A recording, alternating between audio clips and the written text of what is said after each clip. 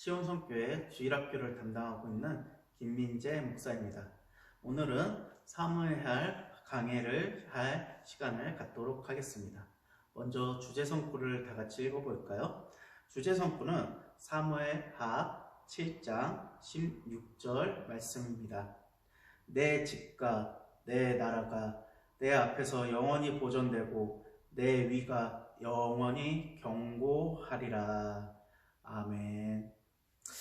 사울왕의 죽음으로 끝나는 사무엘상은 다윗의 오랜 도피 생활이 끝났음을 뜻하고 있습니다.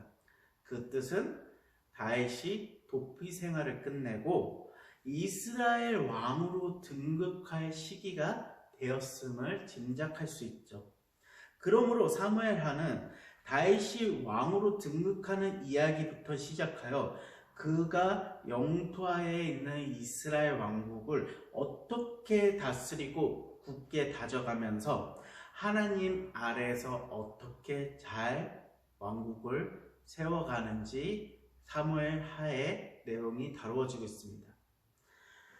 그런데 여기서 다윗의 왕국과 그의 통치는 여타 이방 나라들의 왕국과는 그 통치 방법이 달랐는데요.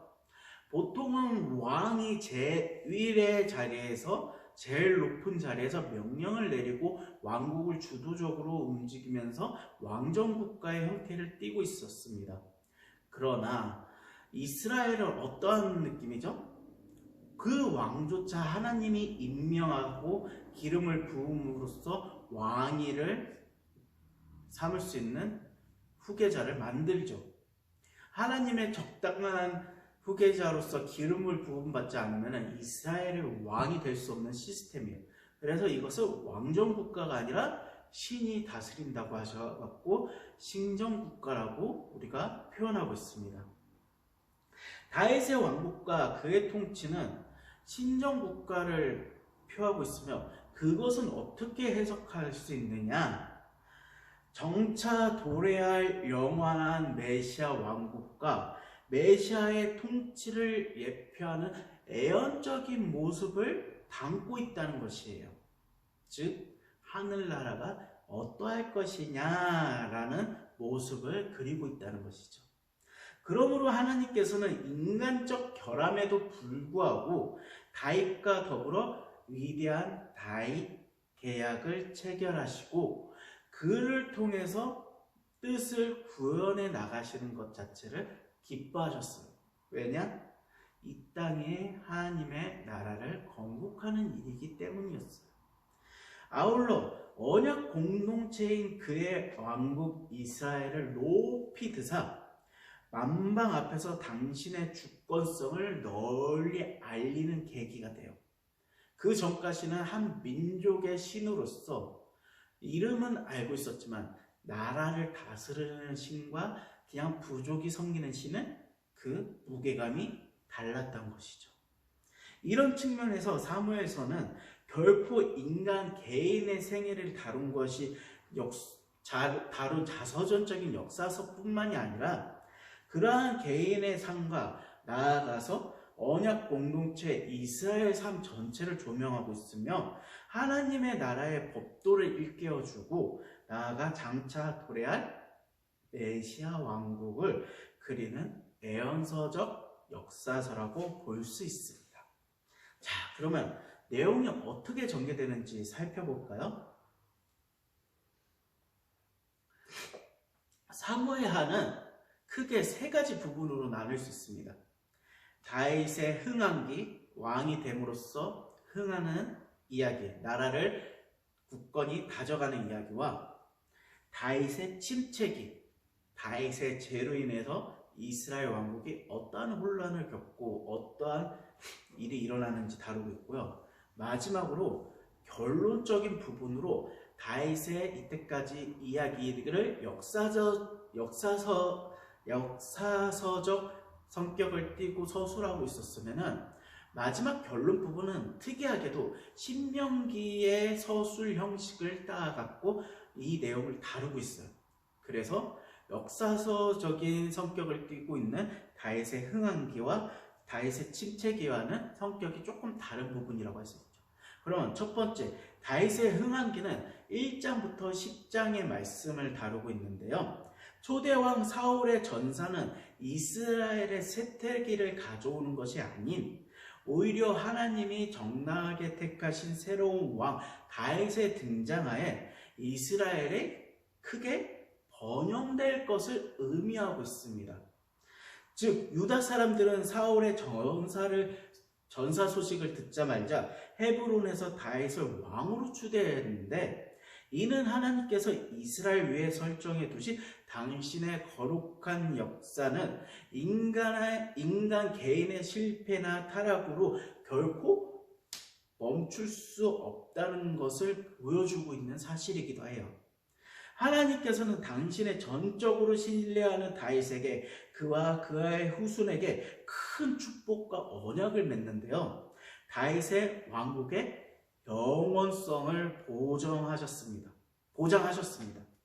더욱이 주와 적대 세력을 모두 정복하게 하시고 영토를 확장하는 군사적 후원까지도 아끼지 않으셨는데요. 다윗의 왕국의 현재와 미래가 아주 밝게 만드셨죠. 그것은 뭐 때문이다? 하나님의 나라를 이 땅에 세우기 위함이다. 다윗 왕국은 이 같은 번역을 장차 악한 세력을 전멸시키고 등장하게 될 영원한 메시아 왕국을 예표한다는 점에서 더욱 의미심장한 부분이 아닐 수 없다는 것이죠. 이것이 이제 다윗의 흥한기고요. 다윗의 침체기는 11장부터 20장에 걸쳐서 다루고 있는데요. 하나님의 마음에 합한 자인 다윗마저도 간음과 살인이라는 두 가지 범죄를 저질렀음으로 인해 인간은 완전하지 못한 존재이며 늘 무슨 가능성이 있다고요? 범죄할 가능성이 있는 나약한 존재임을 보여주고 있습니다. 즉 다윗은 하나님의 축복으로 말미암아 이룩된 왕국의 완전과 번영을 자신의 육신의 개인적 욕망으로 인해서 그 권력과 하나님의 영원한 왕국을 개인의 욕심으로 인해서 망쳐버렸다는 것이에요. 여태껏 상승해 오던 자신과 이스라엘 운명을 급격하게 혼란하게 범죄의 나락으로 떨어뜨리고 말았습니다. 11장 이후에 진행되는 모든 재난의 궁극적인 원인은 바로 그 다윗의 범죄에 기착된다는 사실에서 범죄가 얼마나 우리에게 치명적인가, 나라의 운명을 어떻게 바꿔나가는지 잘 알 수 있는 부분입니다. 비록 다윗이 해결케 하시는 하나님의 자비와 배려와 크신 은혜로 인해서 왕국이 멸망당하진 않았어요. 여전히 부국하고 강한 왕국이었지만 그의 양심과 왕권을 동시에 다 회복시키지는 못했어요. 죄의 대가를 치르게 만드신 것이죠. 죄로 인한 상처는 낫지 않았던 것이에요. 그런 이 같은 범죄와 회개의 와중에서도 변함없는 것이 한 가지 있었어요. 우리가 그것을 알아야 돼요. 이러한 혼란의 구렁텅이에 죄의 용상에 빠질지라도 하나님께서 택한 백성을 향하신 그 크신 사랑과 인간 구원은 전적으로 하나님의 주권적 사역에 따른다는 사실이 잘 적혀 있습니다. 인간 개인의 죄로 인해서 나라가 어지럽혀지고 타락하게 되지만 하나님의 주권에 의해서 하나님의 뜻은 이루어지고 약속은, 언약은 변치 않는다는 사실이죠. 자, 이제 결론적인 부분을 살펴볼게요. 결론은 사무엘하 21장부터 24장의 말씀입니다. 이 부분은 앞에 역사적인 성격과 다르다고 했죠. 어떻게 보면 좀 소설책의 이야기책의 마지막에 부록으로서 외전격인 이야기를 다루고 있는 부분이라고 볼 수 있어요. 신명기적인 기술 방법을 택하고 있다는 점에서 앞서 말한 역사서적인 면과 구별된다고 그랬죠.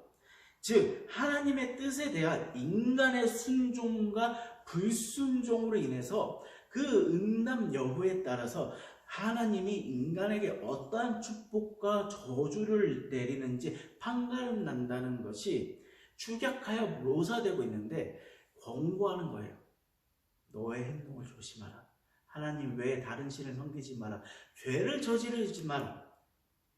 권고한다는 면에서 신명기적인 성격을 띠는 외전격인 말씀이 묶여 있다는 것이에요.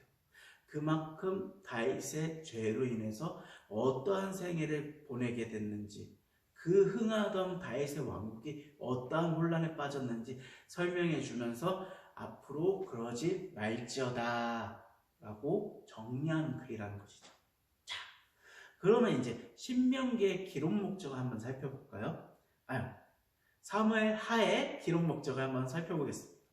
사무엘 하는 첫째, 다윗의 통치하에 다윗 왕국이 정착하고 발전하고 번성해가는 모습을 보여주기 위한 역사적인 면으로 기록되었습니다. 둘째, 신정 왕국인 다윗 왕국을 통해서 하나님께서 당신의 뜻을 이 땅 위에 어떻게 구현해 나가고 섭리해 나가시는지 주권적인 사역이 어떠한 것인지 보여주기 위해서 기록되었습니다. 그리고 셋째, 구속사적으로는 다윗 왕국을 통해서 장차 도래할 영원한 메시아 왕국을 예표하고 소망케 하기 위해서 기록되었다는 것입니다. 하나님의 나라를 소망하라, 그리워하라, 바라라, 그 뜻이죠. 그렇기 때문에 우리는 하나님이 어떤 나라를 예표하고 계시고 주권이 어디에 있으면서 하나님의 뜻이 어디에 있는지 살펴보면서 사무엘하를 읽어야 될 줄 믿습니다. 그리고 아까 외전격인 말씀에 의해서 사람의 선택에 의해서 그 죄의 값을 치르는지 아니면 축복을 받는지 우리가 볼 수 있다고 했죠. 그 부분을 잘 읽으면서 인간이 죄에 대해서 하나님이 어떻게 보응해 주시는지 살피면서 하나님의 뜻을 어떻게 따라야 되고 죄를 저질러서는 왜 안 되는지 살펴보면서 사무엘하를 읽어보시면 좋겠습니다. 그리고 개인적으로 다윗 왕은 이스라엘에서 최고로 치는 역사적인 아주 뛰어난 왕입니다. 그 왕의 생애를 한번 읽으면서 어떠한 다윗의 생애가 있었는지 살펴보는 것도 재밌죠. 우리가 보통은 다윗과 골리앗의 이야기는 잘 알지만 다윗이 어떠한 범죄를 저질렀고 어떠해서 왕국을 건설해 나가는지는 잘 알지 못합니다. 이 기회에 그것을 알아봤으면 좋겠네요. 그럼 여기까지 강의를 마치도록 하겠습니다. 감사합니다.